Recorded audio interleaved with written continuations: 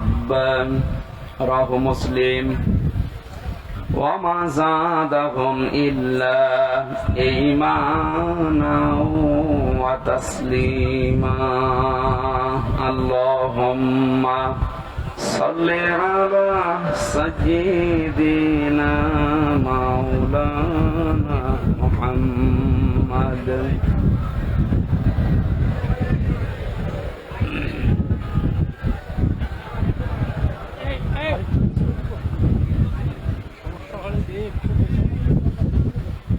আলহামদুলিল্লাহ। প্রাণপ্রিয় জেলা কুষ্টিয়া কুমারখালী থানার অন্তর্গত শিলাদা ইউনিয়ন পরিষদ মাঠে বৈষম্য বিরোধী ছাত্র আন্দোলনের নিহত শহীদদের মাগফিরাত এবং আহতদের সুস্থতা কামনায় মহাবিশ্বের মহাবিশ্বয় আমাদের মালিকের মুখের পবিত্র বাণী কোরআন কারীম তাফসীরুল কোরআন মাহফিলের স্বনামধন্য সভাপতি, মাহফিলের প্রধান অতিথি শাইখুল মাশায়েখ, বাংলাদেশ জামাতে ইসলামী কুষ্টিয়া জেলা শাখার শ্রদ্ধাভাজন আমির জননেতা অধ্যাপক মাওলানা আবুল হাশেম, এতক্ষণ পর্যন্ত যারা আলোচনা রেখেছেন মাওলানা হুসাইন আহমেদ মাহফুজ সহ অনেকগুলো সম্মানিত ব্যক্তিবর্গ আপনারা দেখতে পাচ্ছেন। আমার ডানে বামে অত্র এলাকার যারা সর্বজন শ্রদ্ধাভাজন ব্যক্তিত্ব বসে আছে। আমি একটা একটা করে নাম ধরে দোয়া করলে অনেক সময় লাগবে, এমনিতে আমাদের সামনে সময় খুব কম।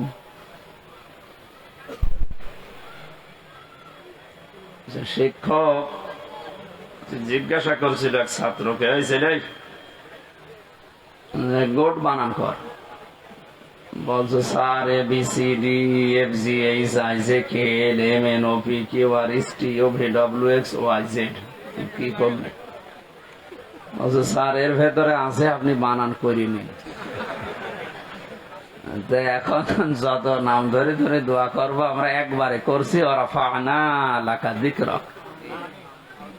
অনেকগুলো মানুষ তো একটু জোরে বলেন আমিন। সামনে বসা মুসলমান ভাইরা, পর্দার আড়ালের সম্মানিত মা এবং বোনেরা, প্রাণ প্রিয় কুষ্টিয়াবাসী, আল্লাহর দরবারে শুকরিয়া জানাচ্ছি যিনি আমাদের একটা মুক্ত পরিবেশ তৈরি করে দিলেন এদেশে। এই পরিবেশটা যেন আরো মুক্ত হয়, সেজন্য যা করণীয় এই সমস্ত কাজের প্রস্তুতিমূলক কোরআনে কারিমের আজকের আয়োজন। যাদের উদ্দেশ্যে দিয়েছেন আপনারা লিখে দিয়েছেন বৈষম্য বিরোধী ছাত্র আন্দোলনে নিহত এবং আহত মানুষের সুস্থতা কামনায়। শব্দ দুইটা দিয়েছেন, নিহত এবং আহত। এই যে বৈষম্য দূর করার জন্য পৃথিবীতে আমরা জানি যুগে যুগে নবীদেরকে আল্লাহ যে পাঠিয়েছিলেন যে সমস্ত উদ্দেশ্য নিয়ে, তার ভেতরে এইটাও ছিল, তারা বৈষম্য দূর করার জন্য এসেছিলেন। এইটা থাকার কারণে আজ হাজারো মানুষ আমরা নীরবে জুলুমের শিকার হয়েছিলাম। বাংলাদেশের প্রত্যেকটা দিক এবং বিভাগে আমরা দেখতে পেয়েছি যোগ্যতা থাকার পরেও বৈষম্যের শিকার হয়ে দুর্বিষহ জীবনযাপন করে চলেছিলাম, বিশেষ করে এই 17 বছর। কথা বুঝতেছেন? দেওয়ালে যখন একেবারে পিঠ ঠেকে গেছে তখন আমরা শেষ পর্যন্ত দাঁড়িয়েছি যে না, এই বৈষম্য আর চলতে দেওয়া যাবে না। বিশ্ববিদ্যালয়ে আমরা জানি অনার্স মাস্টার্সকে যারা যে মানুষগুলো ফার্স্ট ক্লাস ফার্স্ট হয় তাদেরকে শিক্ষক হিসাবে রেখে দেওয়া হয়। তো বাস্তবতা এমন জায়গায় পৌঁছিয়েছিল আপনি ফার্স্ট ক্লাস ফার্স্ট না, তার উপরেও যদি কিছু হয়ে থাকে, আপনার ব্যাকগ্রাউন্ড যেটা আছে দলীয় পরিচয় যদি না থাকে, আপনি ফেরেশতা আজরাইল জিবরাইল হলেও আপনাকে ওই জায়গায় দেবে না। অথচ যে জায়গায় যে চেয়ারটা, এখানে যদি ওই রকম যোগ্য মানুষ না বসিয়ে, যার রোল নাম্বার 71, কত, একটা ছেলে এসে বই খাতা ব্যাগ ম্যাগ সব নিয়ে হেড স্যারকে বলছে স্যার হয় ছুটি দেন না আমি গেলাম। মানে হেড স্যার তাকিয়ে দেখছো যে পজিশনে আছে, ওরে ছুটি দিলেও যাবে, ও না দিলেও তার রোল নাম্বার কত? বলছে স্যার 71। 71 মানে ক্লাসে ছেলে মেয়ে কয়টা? 71টা। 71টা ছেলে মেয়ে, ওর রোল নাম্বার 71। ও খুব ভালো ছাত্র। ওর জীবনে কোনো উদ্দেশ্য আছে, কোনো এম আছে? সাম্য, বৈষম্য শব্দটা যে কত নিকৃষ্ট শব্দ, বাস্তবে আমরা এখন টের পাচ্ছি। সব জায়গায়, শুধু শিক্ষা ব্যবস্থা না, প্রত্যেকটা দিক এবং বিভাগে এই শুরু হয়ে গিয়েছিল।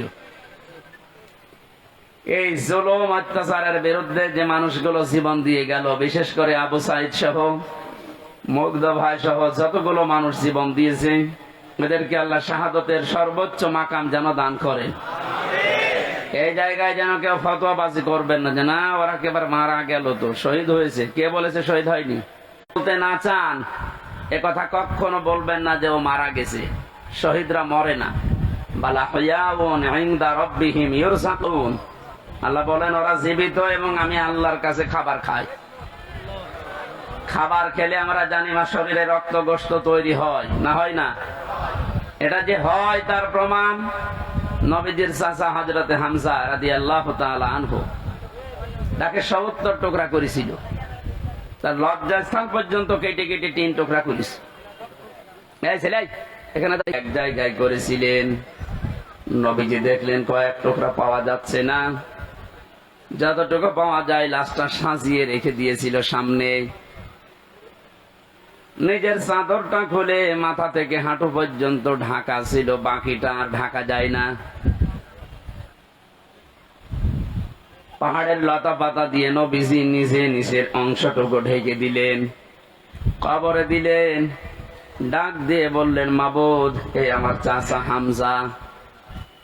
জন্মের আগে আমার বাবাকে আমি হারিয়েছি, জন্মের কিছুদিন পরে আমার মা। তোমাকে আমি আহ্বান জানাই, মাবুদ, তুমি আমার চাচার উপরে রাজি হয়ে যাও। কথাটা শুনতে যত ছোট মনে হচ্ছে, এর ব্যাপকতা কিন্তু অনেক বেশি। বিশ্ব নবী নিজে দাঁড়িয়ে বলছে, আল্লাহ, এ চাচার উপরে আমি রাজি আছি, এখনো পর্যন্ত খুশি আছি, আল্লাহ তুমি নিজেও রাজি হয়ে যাও। আল্লাহ খুশি না হয়ে পারবে? নবীজি তো কোনোদিন কথা বলা লাগেনি, শুধু মনের ভেতরে কামনা আসলেই কবুল হয়ে গেছে। অথচ আজকে নিজে তিনি দোয়া করছেন। কবর দেওয়ার 30 বছর পর একবার তার কবর ভেঙে গিয়েছিল মদিনায় ব্যাপক ঢলের কারণে। এ রক্তের স্রোতধারা আসছিল। ছোটবেলায় যারা তার সাথে যুদ্ধ করেছিল আজকে তারা বড় হয়ে গেছে। এই মুরব্বী মানুষগুলো রক্ত অনুসন্ধান করতে গিয়ে দেখে 30 বছর আগে মুহাম্মদুর রাসূলুল্লাহর চাচা হযরতে হামজা রাদিয়াল্লাহু তাআলা আনহু উহুদের ময়দানে জীবন দিয়েছিলেন। যেখানে যেখানে কাফেরেরা তাকে টুকরা টুকরা করেছে, ওই জায়গাগুলো দিয়ে ফিনকি দিয়ে রক্ত বের হচ্ছে। মুসলমানেরা যদি খাবার ইউনি না খাবে, আল্লাহ যে রিজকের কথা জানিয়েছেন, বালা হুয়াউন ইনদা রাব্বিহিম ইউরযাকুন, তারা জীবিত এবং আমি আল্লাহর কাছে তারা রিজিক পায়। ওরা যদি রিজিকই না পাবে, তাহলে আমার শরীর থেকে রক্ত আসলো কোত্থেকে? আমি 4 দিন আগে ছিলাম গাইবান্ধার গোবিন্দগঞ্জে। ওখানে সাব্বির নামে ইসলামী ছাত্র শিবিরের এক ভাই 1 মাস আগে শহীদ হয়েছিল। আজকে 5 তারিখ।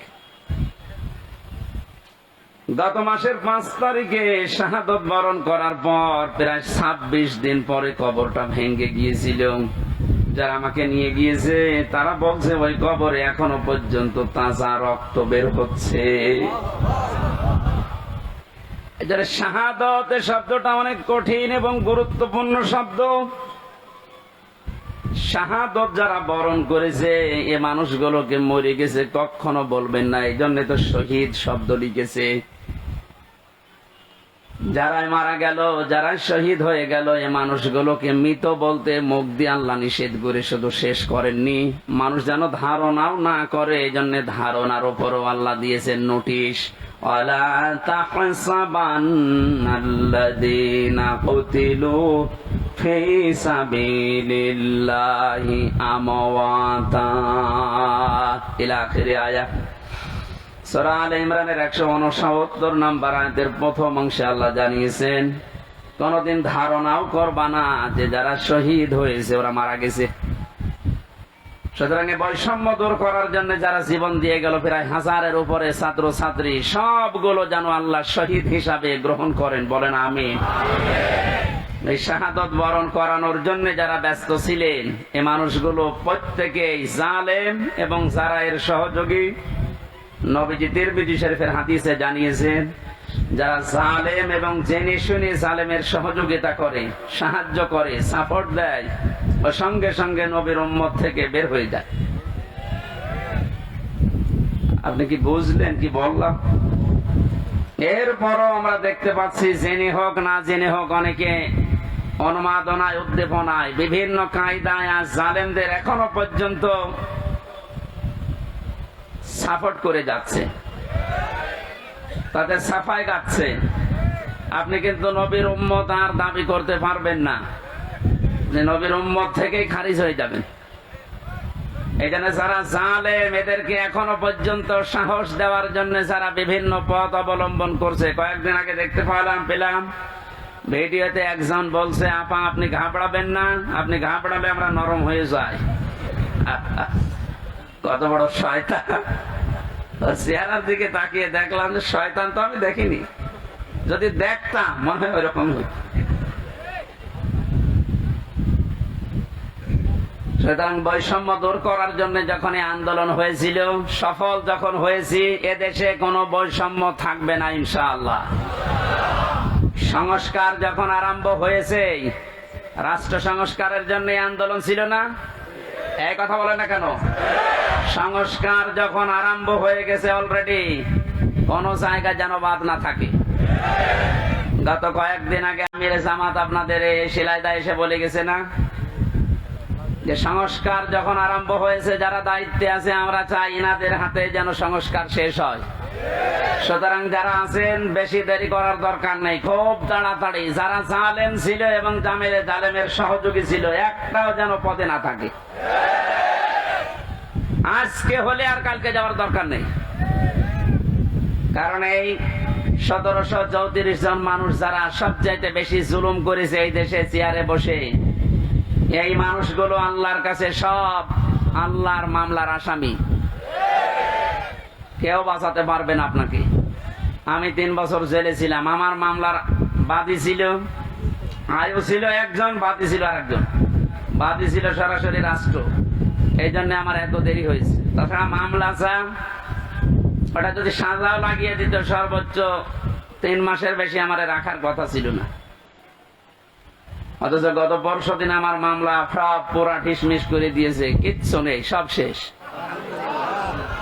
আমি মনে করলাম জিজ্ঞাসা করে বিচারপতিকে, যে স্যার আপনি তো আগে ছিলেন, 3টা বছর আমার এই মামলা 30 থেকে 31 বার পর্যন্ত উঠেছে, একবারও জামিন দিলেন না। আজকে একেবারে বলছেন যে এর ভেতরে কোনো মাল ম্যাটারেস নেই, কি দেখে বিচার করবো? যা, মানুষ তো আপনি একই আছেন আগে থেকে। তো আমার মনে হয় এর কথা বলতে বাধ্য হইতো, যে কি করবো, হাত বাঁধা ছিল। কথা বলে না কেন? একটা রাষ্ট্র কত বড় দুর্নীতিগ্রস্ত হলে জাতীয় মসজিদের খতিব পর্যন্ত পালিয়ে যায়। এটা থেকে আজ করা যাচ্ছে যে আমরা কোথায় ছিলাম। দেখেন এই লোকটার হাত আজকে খুলে গেছে। এতদিন যে লোকটাকে বারবার অ্যাডভোকেট যারা, উকিল যারা, ব্যারিস্টার যারা কত রিকোয়েস্ট করেছে, কত যুক্তি দেখিয়েছে যে একদম পরিচিত মানুষ, এটা গোপনে কিছু করে না, এরপরেও বলেছে না কিচ্ছু করার নেই, হবে না, যান। মাসের পরে মাস না, 3 মাস, 4 মাস, 6 মাস পরে একটা ডেট দিত এভাবে। অথচ টাকা পয়সা দিয়ে এগিয়ে এগিয়ে এগিয়ে গিয়ে 30 থেকে 31 বার তুলেছে, দেয়নি। এই লোকটা গত কয়েকদিন আগে যেভাবে সব দিয়ে দিলে, এই যে মোবাইলটাও দিয়েছে, 3 বছর আটকিয়ে রেখেছিল, গত বর্ষদিন দিয়ে দিয়েছে। আমি ভাবলাম যে আল্লাহ, এইরকম হাত বাঁধা লোক এদেশে আর নেই, আছে মানে সব জায়গায়। সুতরাং হাত যাদের খুলে গেছে, আপনি যেন আর হাত বাঁধা না হয় এই কাজ করবেন। আর যারা দায়িত্ব পেয়েছেন, আপনাদের আহ্বান জানাচ্ছি, সংস্কার খুব তাড়াতাড়ি শুরু করেন, নয়তো মাসে মাসে কিন্তু ইস্যু তৈরি করে ওরা বিশৃঙ্খলা করবে। তৈরি করার চেষ্টা চালিয়েছিল হিন্দুদেরকে দিয়ে, হালে পানি নেয়নি। এক কথা বলছে না কেন? আনসারদের দিয়ে আক্রমণ চালানোর চেষ্টা চালিয়েছে, কিন্তু হালে পানি নেয়নি। 30,000 যদি হয় গোপালগঞ্জে, তা আমরা কি ঘাস কাটছি? এই জন্য বৈষম্য বিরোধী আন্দোলনে যে কথাগুলো ছিল, যে দফাগুলো ছিল, সবগুলোর সাথে আমরা একমত। বিশেষ করে শেষ কথা, যেটা শেষ দফা, এক দফায় এসেছিল যে আমরা জালেমের পদত্যাগ চাই। আল্লাহ এই দাবির সাথে আল্লাহ নিজেও ছিলেন। আমার তো মনে হয় শুধু ছাত্ররা না, এদের সাথে আল্লাহ আবাবিল পাঠিয়েছিলেন। আল্লাহ রাব্বুল আলামিন যেহেতু সবকিছু এটা কি হবে, এই নাই বিচারের জন্যই আমরা আন্দোলন করেছিলাম। কথা বলেন ঠিক কিনা? সুতরাং শহীদ এবং আহত যারা আছে, এখনো হাজার হাজার মানুষ আহত, তাদের সুস্থতা কামনা করছে, কারণ সুস্থতা দেওয়ার একচ্ছত্র মালিকানা আল্লাহ। ঔষধ যদি আপনি একেবারে 24 ঘন্টা খাওয়াতেই থাকেন, আল্লাহর পক্ষ থেকে যদি এটা না আসে, তাহলে আপনি সুস্থ হবেন না। এটা আমরা বিশ্বাস করি। তো ঔষধের কোন ক্ষমতা আছে? ক্ষমতা কার? আরো জোরে এটা বাস্তবে নিয়ে আসা লাগবে। ইন্নাল্লাহা আলা কুল্লি শাইইন কাদির, সব ক্ষমতার মালিক আল্লাহ। সুতরাং যারা অসুস্থ আছেন, আল্লাহকে আমরা সব ক্ষমতার মালিক মনে করি, বিশ্বাস করি। উনি আমাদেরকে, এই অসুস্থ মানুষদেরকে যেন আবার স্বাভাবিক জীবনে ফিরিয়ে দেন। হ্যাঁ, কিছু মানুষের জীবন স্বাভাবিক হবে না, যাদের চোখ উড়ে গেছে, যাদের পা শেষ হয়ে গেছে। আমি সদর থানার সদর হাসপাতালে গিয়েছিলাম 6 তারিখের পরে।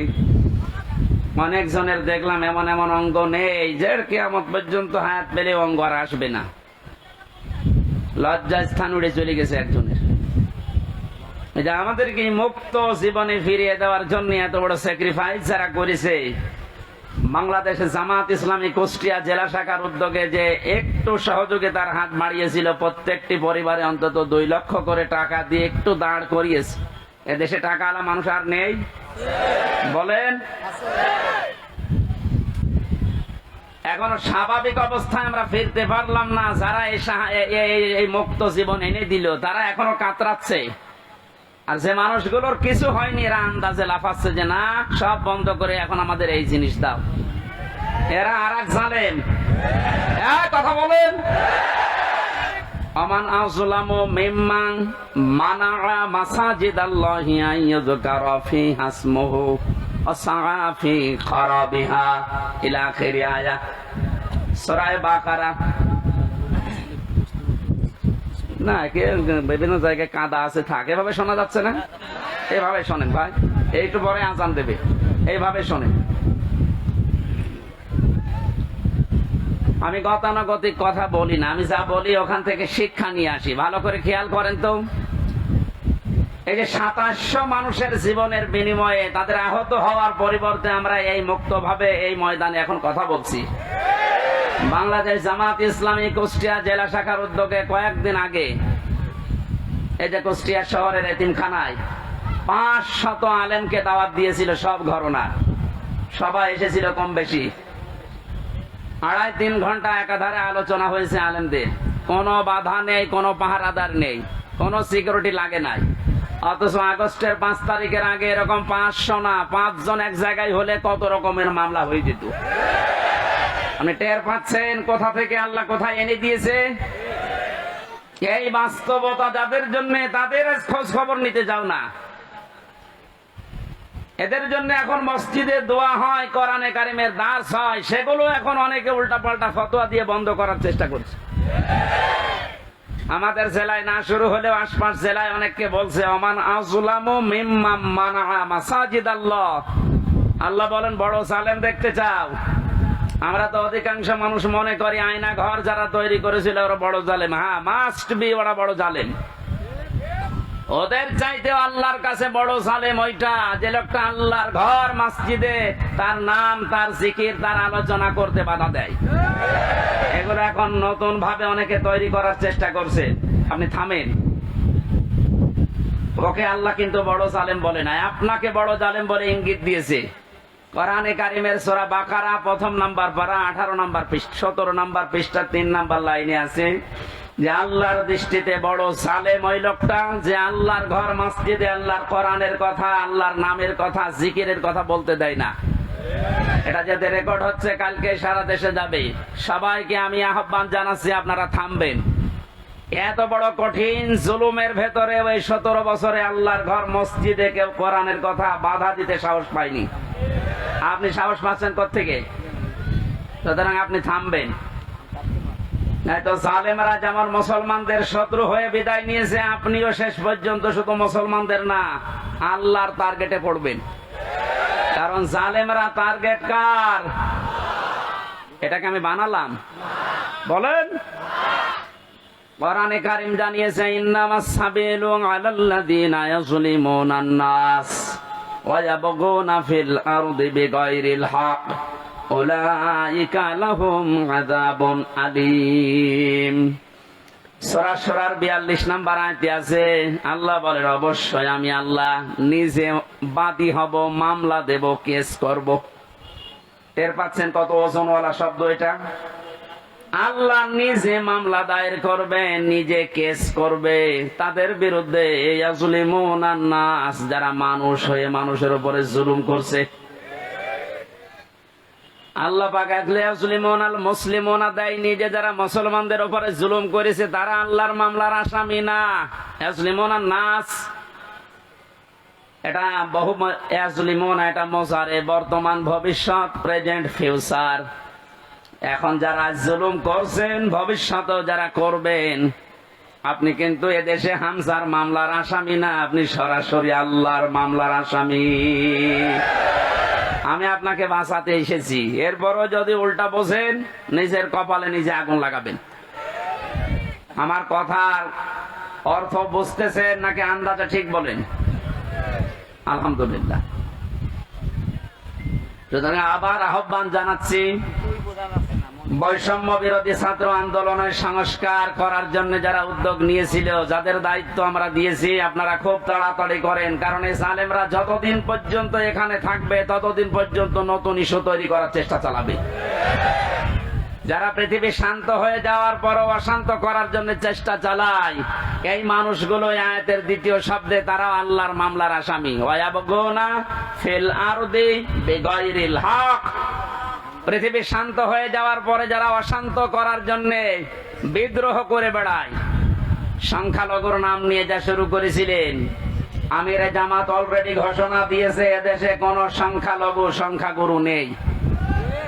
সুতরাং এই ইস্যু বাদ দেওয়া লাগবে। এদেশে সংখ্যাগুরু সংখ্যালঘু আছে না? নেই। এদেশে যে জন্ম নিয়েছে সে এদেশের বৈধ নাগরিক। আমি আমির হামজা 96% মুসলমানদের ভেতরে যেমন অধিকার পাবো, একজন হিন্দু 4%, তাতে কি সে একই অধিকার পাবে? এক কথা বলছেন। এটা যখন বুঝে ফেলেছে, দেখছে না এ তো হালে পানি নেয় না, ওটা বাদ দিয়েছে। এরপরে নামিয়েছে ডাক্তারদের, ওটাও পারছে না। এরপরে নামিয়েছে আনসারদের, ওটাও যখন পারে না, আমার মনে হয় ওদের যা চরিত্র, কিছুদিন পরে গলন্দ ঘাটের এই বেশ্যাদের নামাবে। খুব সাবধান থাকা লাগবে। আমি একটু খোলামেলা বলে ফেললাম, কারণ চরিত্র ওদের ওই রকমই, ওদের যা চরিত্র ওই রকমই। ঈমান যাদের ভেতরে আছে তারা 3টা কাজ কখনো করতে পারে না, এটা কোরআনে কারীম জানিয়েছে। সূরা ফুরকানের ভেতরে আছে 19 নম্বর পারার 4 নম্বর পৃষ্ঠা 14 নম্বর লাইনে। আপনি বাড়িতে যে তাফসীর মিলিয়ে দেখবেন, ঈমান যাদের আছে কয়টা কাজ করতে পারে না? আরো জোরে। এই 3টা কাজ যদি করে ফেলে তাদের শাস্তি আল্লাহ দেবেন ডবল। এই এখানে গল্প বন্ধ করো, একেবারে নড়াচড়াও বন্ধ। ওয়াল্লাযীনা লা ইয়াদউনা মা'আল্লাহি ইলাহান আখার। আল্লাহ পাক বলেন, ঈমান যাদের আছে এই পৃথিবীতে তারা আল্লাহ বাদে অন্য কাউকে ডাকতে পারে না। এটা অন্যান্য জেলার কথা বাদ দিলাম, আমাদের জেলাতে এখন আস্তে আস্তে তৈরি হয়েছিল রাষ্ট্রীয় ভাবে, অনেকে নিজের অর্থ দিয়ে হলেও এই কাজটা প্রতিষ্ঠিত করার চেষ্টা চালাচ্ছিল। এই যে আপনাদের থানায় মাজার আছে না, লালনের মাজার, কত মানুষ বাংলাদেশের বিভিন্ন প্রান্ত থেকে এসে না জেনে আজটা পুরা উল্টিয়ে ডাকতো, আল্লাহ বাদে অন্য কাউকে ডাকা জায়েজ। আরো জোরে। আপনি বুঝে ডাকেন আর না বুঝে ডাকেন, আপনার শাস্তি ডবল হবে যদি এখনো বন্ধ না করেন। বাংলার বিভিন্ন প্রান্তে গণাটা এখনো পর্যন্ত অনেকে জারি রেখেছে। গত পরশুদিন চট্টগ্রামের নূরে বাংলা আর ওই যে জাঙ্গি হুজুর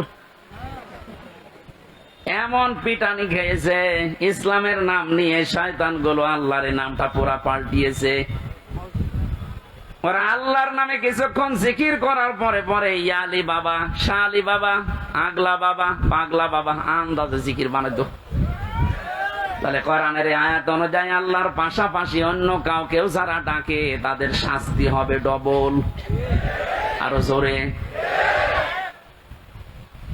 কি সুন্দর ভাবে মিলিয়েছে দেখেছেন। কোরআনে কারীম জানিয়েছে ওয়ালিল্লাহিল আসমাউল হুসনা ফাদউহু বিহা ওয়া যারুল্লাযীনা ইলহিদুনা ফি আসমাই ইলা আখির আয়াত। সূরা আরাফ 9 নম্বর পারার 13 নম্বর পৃষ্ঠার 5 নম্বর লাইনে আছে, এটা 179 নম্বর আয়াত। আল্লাহ পাক বলেন আমি আল্লাহর অনেক সুন্দর সুন্দর নাম আছে, যে নামে পারো আমাকে ডাকো, কিন্তু সাবধান আমার নামের সাথে যারা ইলহাদ করে, আমার নামকে যারা পরিবর্ধন করে দেয়, নামের সাথে উল্টা পাল্টা কিছু জুড়ে ডাকে, তাদের সাথে ডাকবা না। আমি এত গভীরে যেতাম না, শুধু রেকর্ড হচ্ছে কারণে বলছি, সারা দেশে কালকে ছড়াবে। আপনারা সাবধান। ঈমান যাদের আছে তারা যেহেতু 3টি কাজ করতে পারে না, আর তারা যদি করে ফেলে তাদের কিন্তু ডবল শাস্তি হবে।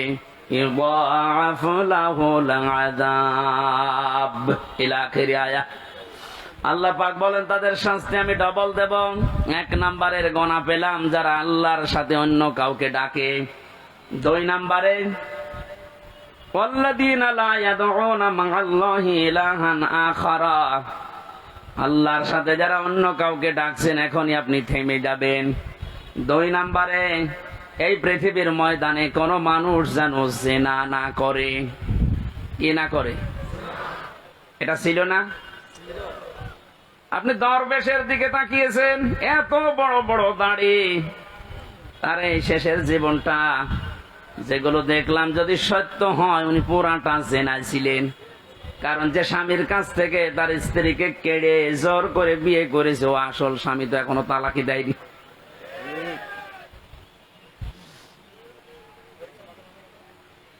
আমাদের সাবধান থাকা লাগবে। আমাদের ঈমান যাদের ভেতরে আছে এরকম কোন গুনাহ যেন আমাদের ভেতরে না আসে। মুমিন মরে যেতে পারে কিন্তু জিনা করতে পারে না।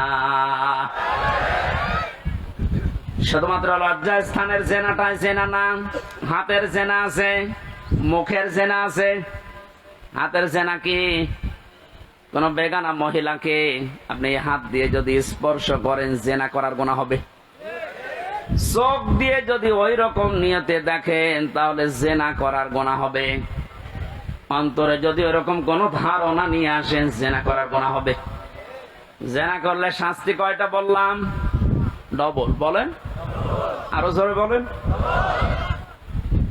আমরা যেন মেনে নিতে পারি এরকম মন মানসিকতা আল্লাহ আমাদের দান করুন। বলেন আমিন। আমি আবার বলছি, শেষ কথা, বৈষম্য বিরোধী আন্দোলনে যে সমস্ত দফাগুলো ছিল সংস্কার করার জন্য, এটা রেকর্ড হচ্ছে বলে বারবার বলছি, যারা আছেন তাড়াতাড়ি করেন, নয়তো এরকম কুলু আবার তৈরি করবে। প্রধান বিচারপতিকে দিয়ে একবার চেষ্টা চালিয়েছিল, ছাত্রদের জন্য পারে নাই। আমার তো এই যে 8টা 9টা ইস্যু তৈরি করার যা শুরু করেছিল বিদ্রোহ, আমি দেখলাম সবগুলোই আল্লাহ নিজে যেন হ্যান্ডেলিং করছে। সুতরাং যখন কাজ হচ্ছে না আপনারাও থামেন। জালেম তো বিদায় নিয়েছে। কোরআনে কারিমের অনুষ্ঠানে হাজার হাজার মানুষকে নিয়ে আল্লাহর কাছে বলছে, আল্লাহ কিয়ামতের আগে যেন এদেশের চেয়ারে আর কোন জালেম না আসে।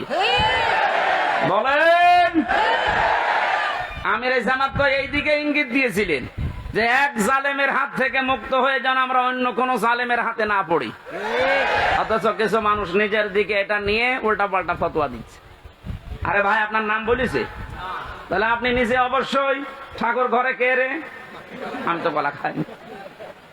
আপনার নাম বলেছে যে আপনি এই চেয়ারে বসলে আপনি জুলুম করবেন, তার মানে আপনি করবেন, এই জন্য আপনার ভয় হচ্ছে।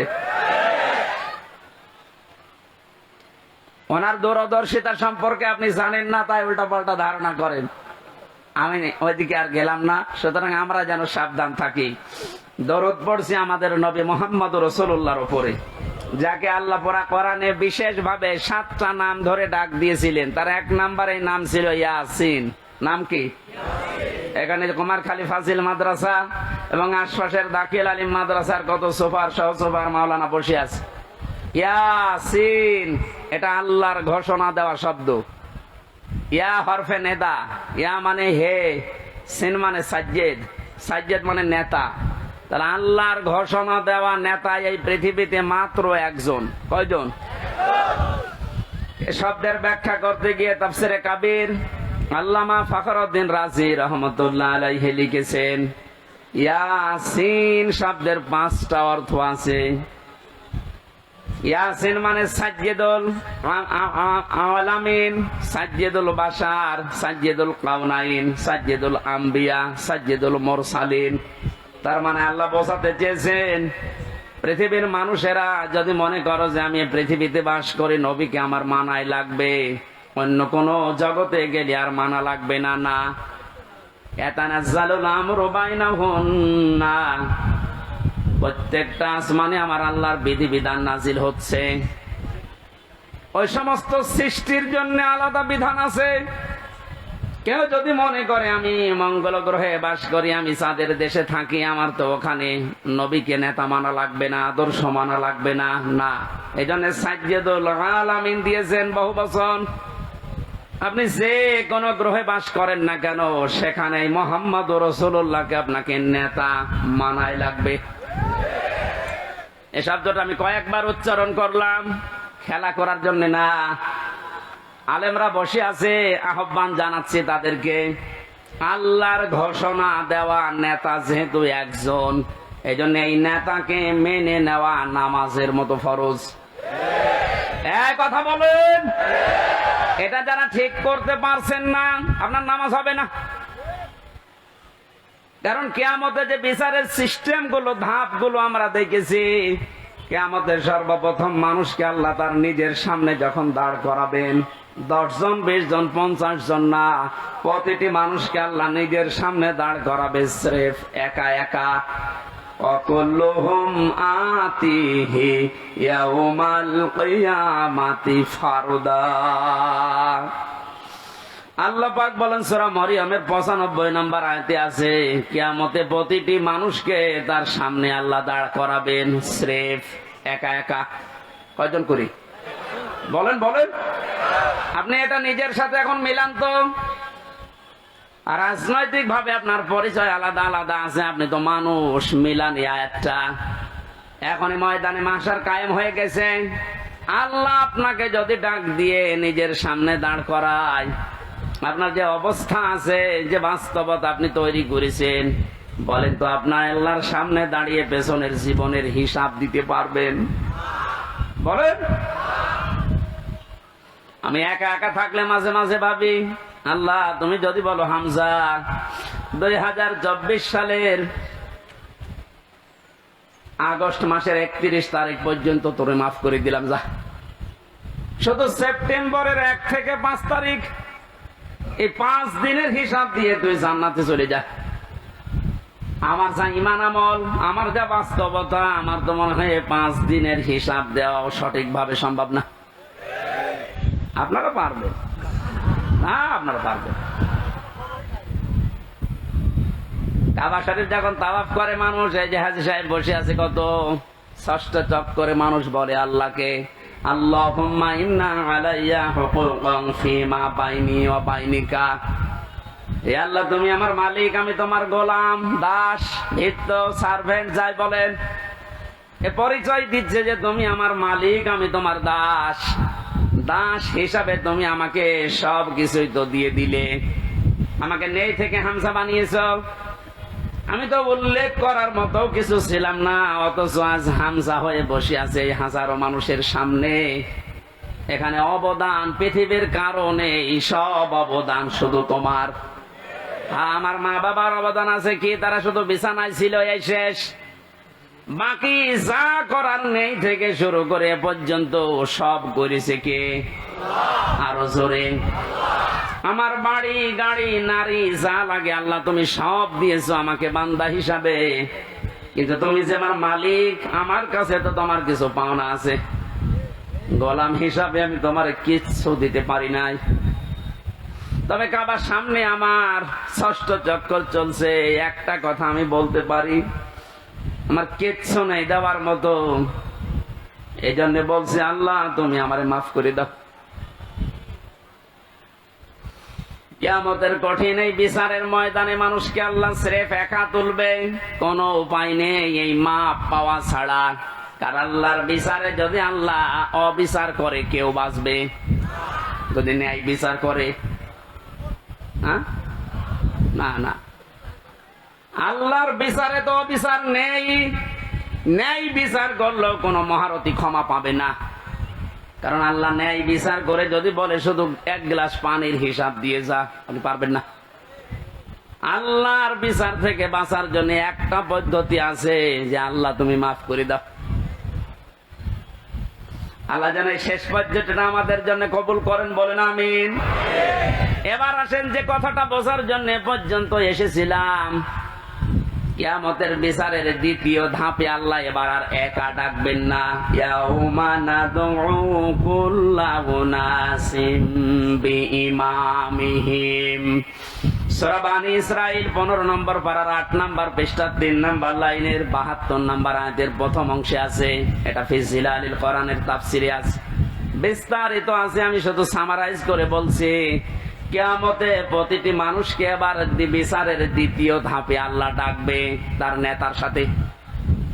এটা যদি রাজনীতি মনে করে কেউ চলে যান, আপনার কপালে আগুন লাগবে। আল্লাহর কসম, এটা শুধু দুনিয়ার সাথে না, আখিরাতের সাথে রিলেটেড। এই জন্য আমি একটু তুললাম, নয়তো বলতাম না। কিয়ামতের ময়দানে আল্লাহ যখন মানুষকে তুলবে, প্রতিটি মানুষকে এবার দ্বিতীয় সিস্টেমে তুলবে তার নেতার সাথে। কার সাথে? কুমারখালীবাসী আগে নেতা, এরপরে কর্মী। আপনার বিবেককে এবার প্রশ্ন করেন তো, আপনি যে নেতার আদর্শ মেনে চলেন, যার পেছনে স্লোগান দেন, যাকে রায় দিয়ে ভোট দিয়ে নেতা বানিয়েছেন, এই লোকটার যে চরিত্র, এর যা সুরাত সিরাত, আর এর যা ঈমান আমলের অবস্থা, ও যদি আল্লাহর সামনে দাঁড়ায়, আপনি তার পেছনে, ওরে দেখলেই তো আল্লাহ রাগ হয়ে যাবে। ও বলছে ঠিক, তার মানে ও ধরা খেয়ে বসে আছে। ও যদি এখনই বলে ঠিক যে আমি যারে মানি ওরে আল্লাহ দেখলে আল্লাহর রাগ হবে, আপনি তো ধরা খাবেন। কথা তো সত্যি, এইটাই আসল কথা। আপনি যারা ধরা না খান, সুতরাং এমন মানুষের পেছনে থাকা লাগবে, এমন মানুষকে আদর্শ হিসাবে সামনে নিয়ে আসা লাগবে, যারে দেখলে আল্লাহ খুশি হয়ে যায়। এখন এই লোকটাকে আফজাল সাহেব, এখন দেখেন তো আফজাল সাহেবের কাটিতে পড়ে কিনা। সারা নেশা 5 নাম্বার পারা 6 নাম্বার পৃষ্ঠা 9 নাম্বার লাইনের 59 নাম্বার আয়াতের প্রথম অংশে আছে, ইয়া আইয়ুহাল্লাযীনা আমানু আতিউল্লাহা ওয়া আতিউর রাসূলা ওয়া উলিল আমরি মিনকুম। আল্লাহ ইমানদারকে ডাক দিয়েছেন, ইমানের দাবি করো, তে পূরণ করবা না। তোমাদের দাবি হচ্ছে তোমরা আল্লাহর ইতাআত করো, রাসূলের আনুগত্য করো, আর উলিল আমর তোমাদের ভেতরে যারা নেতৃত্ব দেয় এদের মেনে চলো। কুষ্টিয়াবাসী, বাংলাদেশের 64 জেলার ভেতরে এই কুষ্টিয়াকে আমি বেশি ভালোবাসি, কারণ এই জেলাটা আমার। আমি চাই আপনারা বাঁচেন, বেঁচে থাকেন, যেন জাহান্নামী হয়ে না যান। এই যে আতিউ, এটা কিন্তু ভার্ব, এটা ফেল, এটা ক্রিয়া। এই শব্দটা আল্লাহ নিজের নামে রাসূলের নামে দিয়েছেন, উলিল আমরের আগে দেননি। কি কথা বলেন না কেন? আমি যতগুলো তাফসীর পড়েছি, সব মুফাসসির আয়াতের ব্যাপারে ব্যাখ্যা এইটাই লিখেছেন, আল্লাহ রাসূলকে মানা লাগবে, কোনো প্রশ্ন করা যাবে না। কিন্তু আল্লাহ রাসূলের পরে যদি কিয়ামত পর্যন্ত আপনি কাউকে মানতে চান, নেতা হিসাবে নেতৃত্ব দেবে, তাকে যদি মেনে চলতে চান, মাস্ট বি দেখাই লাগবে এই লোকটা আল্লাহ রাসূলকে মেনে চলে কিনা। আরে এই আয়াতটা বাংলাদেশে আজ কায়েম হয়ে গেলে তো ইসলাম চলে আসে। এক কথা বলে না কেন? আল্লাহ রাসূলকে যে লোক মেনে চলে না, ও আমার বাবা হলে ওরে আমি মানি না। এ কথা মানবেন কারা দেখি? লিল্লাহি তাকবীর। এই দেখেন তো হাত তোলেনি কে? দেখেন, আলহামদুলিল্লাহ। ঠিক আছে, আপনার মানে ওয়াজ তো হয়ে গেছে, এবার মোনাজাত করে দিই। আবার কি ওয়াজ করবো? এটাই তো, আল্লাহ রাসূলকে যে মানে না সে আমার বাবা হলেও মানি না, তাহলে এদেশে আর কিছু থাকবে? ইসলাম চলে আসবে ইনশাআল্লাহ। আমরা জরিপ দেখতে পাচ্ছি, আগস্টের 5 তারিখের আগে একরকম ছিল, এই আজকে রাতের পাল্টিয়ে গেছে। এই মাত্র 30 দিনে পুরা পাল্টিয়ে গেছে। 16 জন চাইতো এই দেশে ইসলাম রাষ্ট্রীয় ভাবে কায়েম হোক 5 তারিখের আগে। এখন জরিপ যেটা বলছে, এই 1 মাসের ব্যবধানে বাংলাদেশে এখন প্রায় 35 জন মানুষ চাচ্ছে দেশে ইসলাম কায়েম হোক। এটা যদি এভাবে চলতে থাকে, 51 জন যেদিন হবে সেদিন কোন মহারথী আর বাধা দিয়ে ঠেকাতে পারবে না ইনশাআল্লাহ।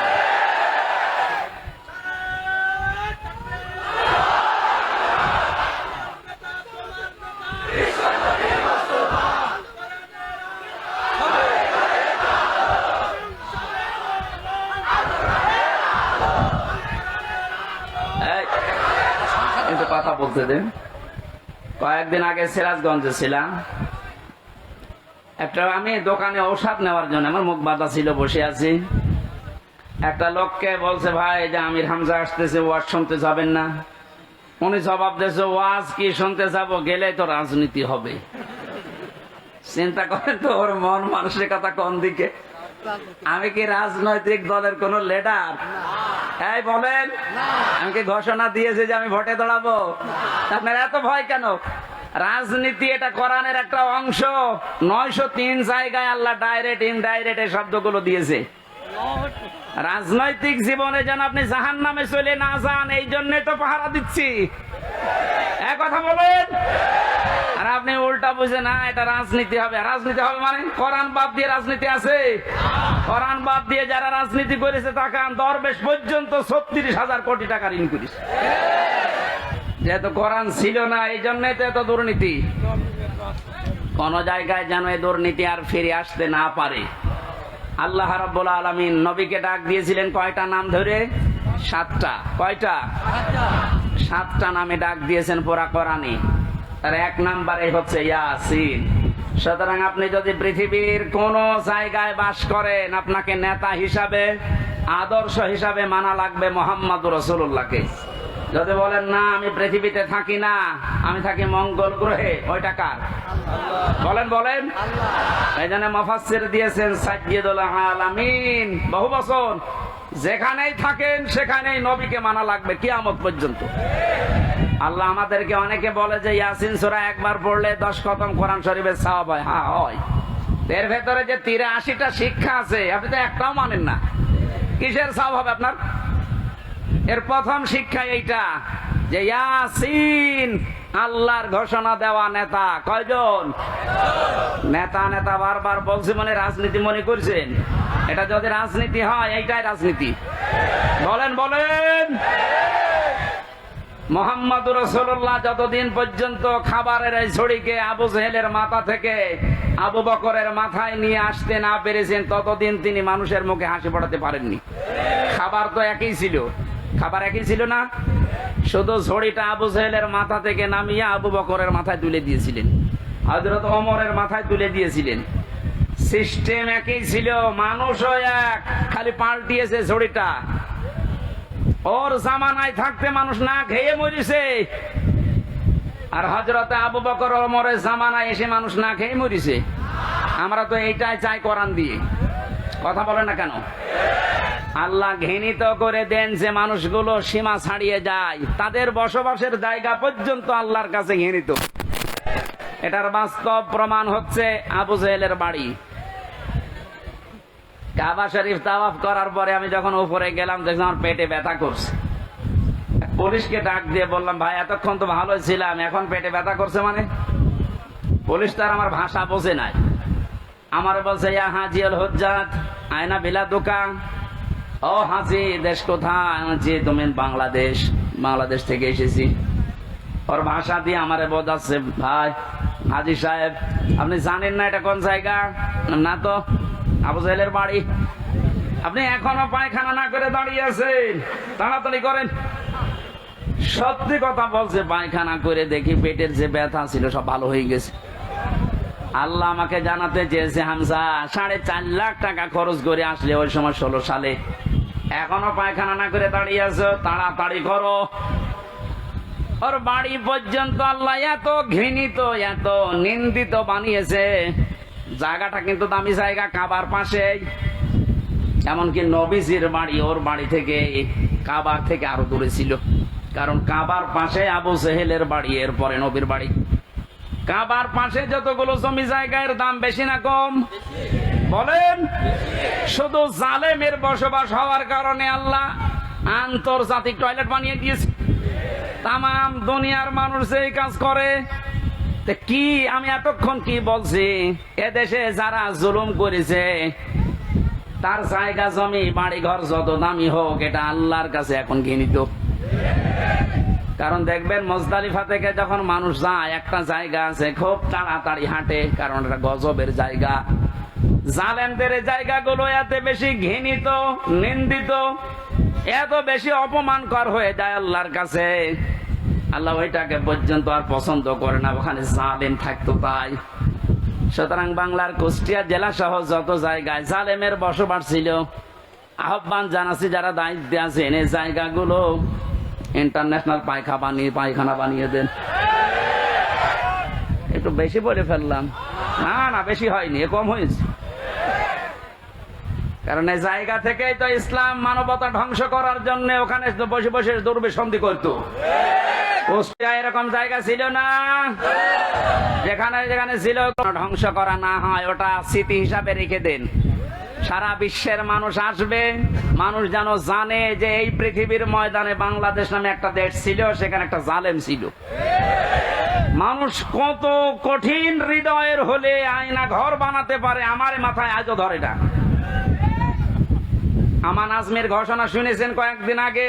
একটা মানুষ কত বড় কষ্ট পেলে কথাগুলো বলতে পারে বলেন? জীবনও করবে না। আপনি ওই জায়গায় পৌঁছাননি তাই বুঝতেছেন না। আমি মাত্র কয়েকদিন ছিলাম মাটির নিচে।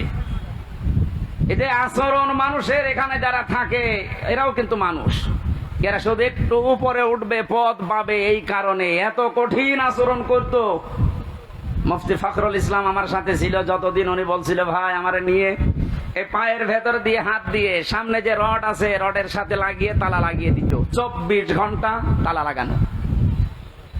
পায়খানা প্রসাবের জন্য মাত্র 1.5 মিনিট সময় দেয়, খাবারের জন্য অতটুকু সময় দিয়ে, তারপরও যে খাবার 3-4টা তরকার দিয়ে মনে হচ্ছে কে মাখিয়ে দিয়েছে। জেলে আমার সাথে পাশাপাশি যখন বেড ছিল, আমারে বলতো, হামজা আমার মাঝে মাঝে মনে হতো আল্লাহ ওরা আমাকে যদি মেরে ফেলে মেরে ফেলুক, কিন্তু এটা যদি একটু শুতে দিত। এই যে শুয়ে থাকা, এটা যে কত বড় নিয়ামত আমি ওই 3 মাসে বুঝেছিলাম। একটা দিনও আমাকে কাজ হইতে দেয়নি। 24 ঘন্টা ঘুমালে তাড়াতাড়ি আবার ডেকে দেয়। আমার 11 ঘন্টা টাঙিয়ে রেখেছিল, হাতের ভেতরে হ্যান্ডকাপ দিয়ে, তাও পেছনে, পায়ের ভেতরে ডান্ডা বেড়ি লাগিয়ে, কালো কাপড় দিয়ে সক্স পড়তে দেয়নি। জোহর, আসর, মাগরিব, এশা সব নামাজ আমি ইশারায় পড়েছিলাম।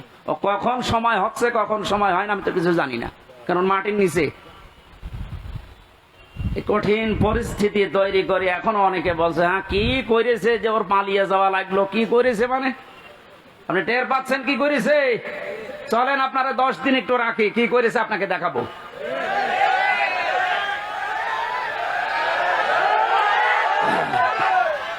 এই জন্যে তো জালেমের বিরুদ্ধে হামজার মামলা না, মামলা কার বলেন? সুতরাং এই দেশের জালেমেরা, এরা কিন্তু টার্গেট হামজার না, এ টার্গেট আল্লাহর। এই জন্যে তো এত ভয়। যেদিন আমার রায় দিয়ে পুরা মামলা ঢিসমিস করে দিয়েছে, ওই দিন আমার মামলার আয়োগকে কল দিয়েছিলাম, এতদিন ওরে আমি স্যার বলতাম, এখন দেখো উল্টা করে আমারে স্যার বলছে। কি হয়েছে?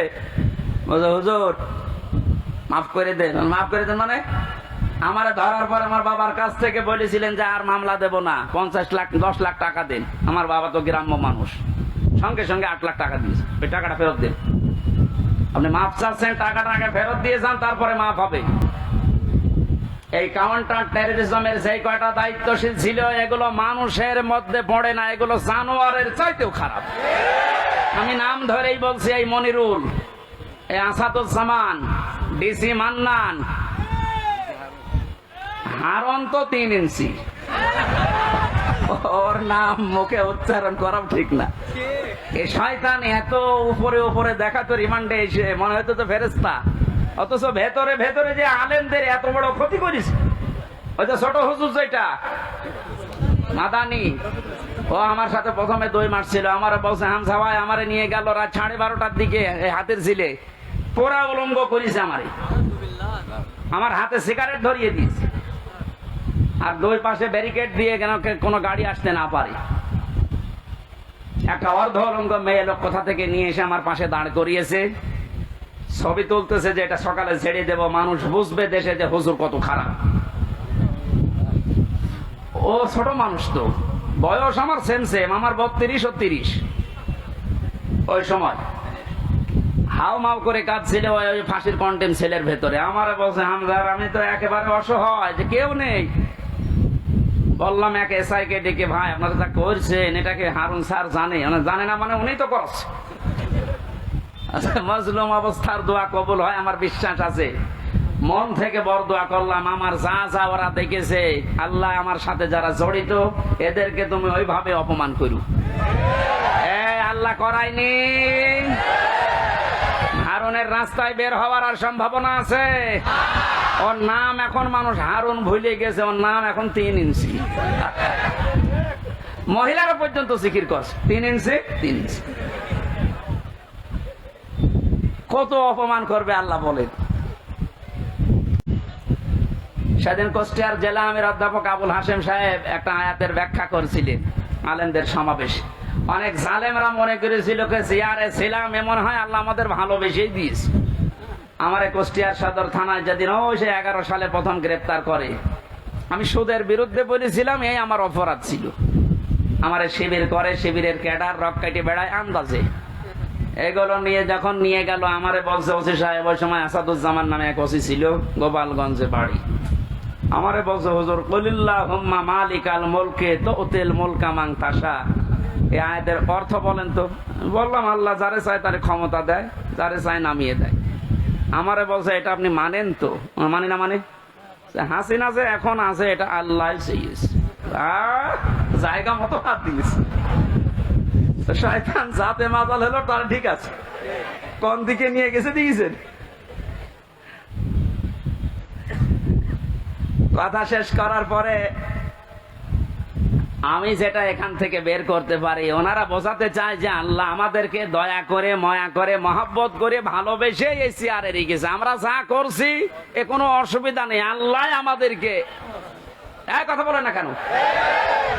সূরা আলে ইমরান 4 নাম্বার পারার 12 নাম্বার পৃষ্ঠার 7 নাম্বার লাইনের 178 নাম্বার আয়াতে আছে, ওয়ালা ইয়াহসাবান্নাল্লাযীনা কাফারু আন্নামা নুমলি লাহুম খায়রুল লিআনফুসিহিম ইন্নামা নুমলি লাহুম লিয়াজদাদু ইসমা ওয়ালাহুম আযাবুম মুহিন। ঠিক আছে। আল্লাহ পাক বলেন কাফেরেরা ধারণা করে যে ক্ষমতার চেয়ারে বিত্ত বৈভব, টাকা পয়সা, অর্থ সম্পদ আল্লাহ আমাদেরকে দিয়েছে ভালোবেসে মহব্বত করে। আল্লাহ পাক বলেন না, এগুলো এদেরকে দিয়েছি এদের পাপ যেন পরিপূর্ণ হয়ে যায়। পরিপূর্ণ হয়েছে না হয়নি? হয়েছে বলে আল্লাহ আয়াতের শেষে দিয়েছেন লাহুম আযাবুম মুহিন, তাদের জন্য আমি অপমানজনক শাস্তির ব্যবস্থা করে রেখেছি। এদেশে আলেমদের বিরুদ্ধে যারা সোচ্চার ছিল সবচাইতে বেশি, এই কালামানিক, এত বড় অপমান আল্লাহ করেছে, ওর বিসি পর্যন্ত আউট করে দিয়েছে। ওদের একটা অংশ থেকে যেন ডাবিং করে বলছে ওরা আমার বিসিতে মারলো কেন। আর কি অপমান হবেন আপনি? ও এখন যে অবস্থায় আছে আমার মনে হয় ওর মরে যাওয়া ভালো। কথা বলেন। এই জন্য আহ্বান জানাবো, যাদের নেতা ঠিক নেই, আদর্শ ঠিক নেই, আপনি ফিরে আসেন। আপনি কিন্তু জাহান্নামে যাচ্ছেন। আপনি যাই ভুল বোঝেন আর মনে করেন। আল্লাহ আপনাকে হেদায়েত দান করুন, আমিন। সূরা তাওবার 119 নম্বর আয়াতটা আমরা পড়েছিলাম। কোন সূরা? এর নামকরণ, শানে নজুল, ঐতিহাসিক প্রেক্ষাপট এবং বাস্তব 9টা শিক্ষা আছে আয়াতের। এবং এখান থেকে তাফসীর আকারে যে কথা বলতে আরম্ভ করব, এখন কি সময় পাবো? তো আজকে মাহফিল আছে ত্রিমোহনীর পাশে, ত্রিমোহনী, কুষ্টিয়া ত্রিমোহনীর পাশে। রাত্রে এসার পরে আমি উঠবো, আমার মনে হয় তাফসীর আকারে ওখানে কথা বলবো। আজকে আমাদের আব্দুল গফুর সাহেব আছে প্রধান অতিথি, ওখানে আপনারা দাওয়াত দিয়ে গেলাম, যাবেন। খুব সংক্ষেপে করছি। ইয়া আইয়ুহাল্লাযীনা আমানু, আল্লাহ ইমানদারকে ডাক দিয়েছেন। আমরা ইমানদার না বেঈমান? আমাদেরকে আল্লাহ ডাক দিয়েছেন, ইত্তাকুল্লাহ, আমাকে ভয় করো। আল্লাহকে ভয় করলে 9টা ফল পাওয়া যায় দুনিয়ায়, আখিরাতে পাওয়া যায় 27টা। এই বিষয়ের উপর আজকে আমরা ওখানে কথা বলছি। আকুনু মা'আস সাদিকিন, তোমরা সত্যবাদীদের সঙ্গে থাকো কাজে এবং কর্মে।